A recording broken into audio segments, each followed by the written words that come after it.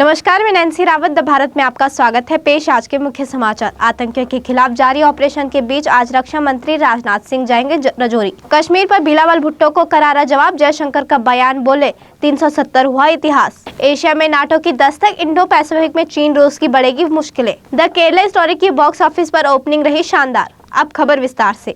रक्षा मंत्री राजनाथ सिंह शनिवार को जम्मू के रजौरी पहुंचेंगे। रक्षा मंत्री वरिष्ठ सेना कमांडरों और रक्षा अधिकारियों से रजौरी इलाके में आतंकियों के खिलाफ चल रहे ऑपरेशन की पूरी जानकारी लेंगे। साथ ही साथ वह शहीद जवानों को श्रद्धांजलि भी देंगे। एक दिन पहले इसी जगह पर आतंकवादियों ने घात लगाकर किए गए विस्फोट में 5 जवान शहीद हुए थे। शनिवार को भी मुठभेड़ जारी है। सेना की कमान के प्रवक्ता ने बताया कि शनिवार सुबह आतंकवादियों का सामना होने पर एक बार फिर से गोलीबारी शुरू हो गई। भारत ने गृह युद्ध में जूझ रहे सूडान में फंसे नागरिकों को निकालने के लिए शुरू ऑपरेशन कावेरी अभियान को शुक्रवार को समाप्त कर दिया और भारतीय वायुसेना का आखिरी विमान 47 यात्रियों को लेकर स्वदेश लौट गया। भारत ने सूडान में सेना और एक अर्धसैनिक बल के बीच हिंसक झड़पों के बाद वहां से अपने नागरिकों को निकालने के लिए 24 अप्रैल को ऑपरेशन कावेरी शुरू किया था। विदेश मंत्री एस जयशंकर ने जानकारी दी कि भारतीय वायुसेना के C-130 विमान के शुक्रवार को आने के साथ ही ऑपरेशन कावेरी के जरिए सूडान से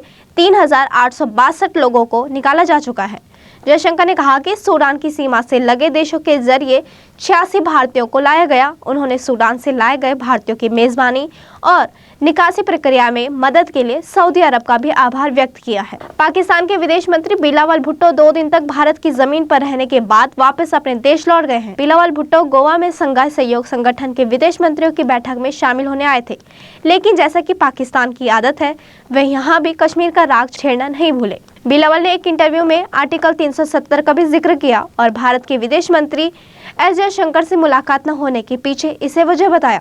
गोवा में SCO की बैठक में हिस्सा लेने पहुंचे बिलावल भुट्टो ने एक इंटरव्यू दिया। इस इंटरव्यू में एस जयशंकर से द्विपक्षीय मुलाकात न होने के सवाल पर उन्होंने कहा कि जहां तक भारत के साथ द्विपक्षीय संबंधों या मेरे भारतीय समकक्ष के साथ किसी भी बातचीत की बात है। उपराष्ट्रपति जगदीप धनखड़ किंग चार्ल्स के राज्याभिषेक में भाग लेने के लिए विदेश के दौरे पर पहुंचे हैं। उन्होंने शनिवार को भारतीय प्रवासी समुदाय को संबोधित किया। इस दौरान उन्होंने कहा कि भारत इस समय ऐसा लोकतंत्र है जो किसी भी वैश्विक मापदंडों पर सबसे ज्यादा कार्यात्मक है। उन्होंने अन्य देशों की मदद करने के लिए भी भारत की तारीफ की। जगदीप धनखड़ ने भारत ब्रिटेन संबंधों को मजबूती देने के लिए भारतीय प्रवासी समुदाय के सदस्यों की भी सराहना की। उन्होंने कहा कि भारत को अपने डायस्पोरा पर गर्व है। वह भारत के 24x7 एम्बेसडर है। यहाँ 1.7 मिलियन और पूरी दुनिया में 32 मिलियन भारतीय रहते हैं। राष्ट्रीय राजधानी समेत देश के ज्यादातर हिस्सों में शुक्रवार को मौसम साफ रहा, जिसके चलते लोगों को बेमौसम बारिश से राहत मिली है।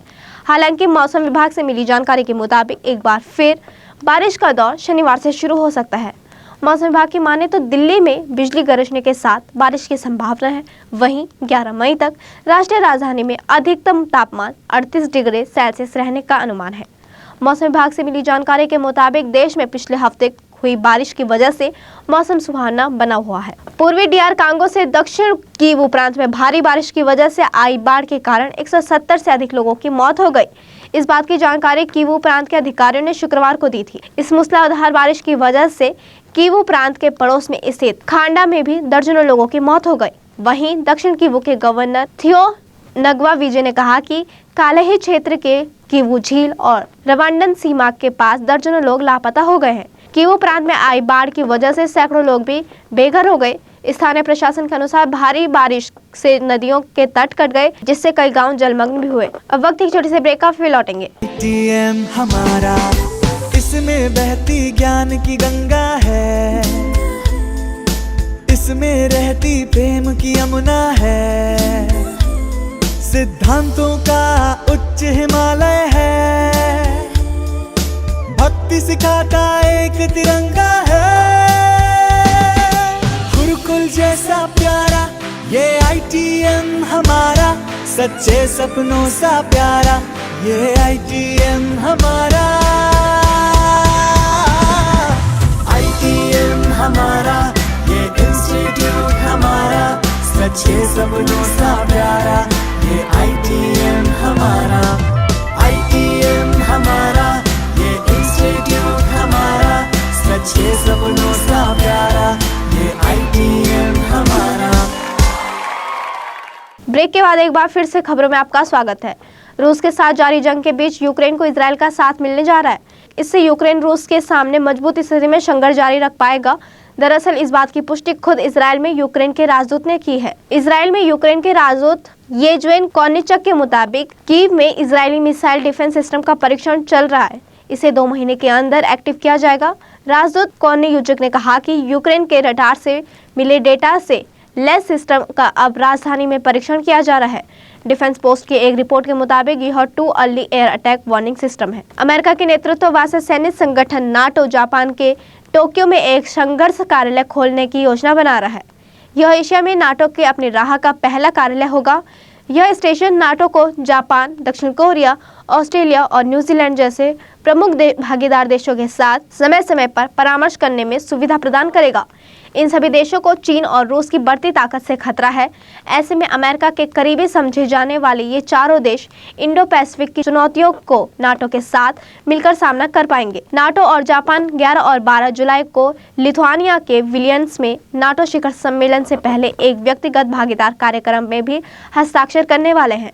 इससे जापान और नाटो साइबर खतरों से निपटने में अपने सहयोग को और मजबूत करेंगे और खतरनाक तकनीक, प्रोपेगेंडा जैसे खतरों के खिलाफ लड़ेंगे। चारधाम यात्रा के लिए पंजीकरण का आंकड़ा 25 लाख पहुंच गया है। इसमें केदारनाथ धाम के लिए सबसे अधिक 8.65 लाख यात्रियों ने पंजीकरण कराया। मौसम खराब होने से फिलहाल 8 मई तक केदारनाथ के लिए पंजीकरण पर रोक लगाई गई है। पूर्व में जिन यात्रियों ने पंजीकरण किया है उन्हें ही यात्रा की अनुमति होगी। पर्यटन विभाग के रिकॉर्ड के अनुसार 22 फरवरी से अब तक चारधाम के लिए 24.53 लाख से अधिक तीर्थयात्रियों ने पंजीकरण कराया। इसमें 22 अप्रैल से 5 मई तक 4 लाख श्रद्धालु दर्शन कर चुके हैं। उत्तराखंड लोक सेवा आयोग की सहायक लेखाकार परीक्षा रविवार को प्रदेश में 49 केंद्रों पर आयोजित की जाएगी। आयोग ने इसकी तैयारी पूरी कर ली है।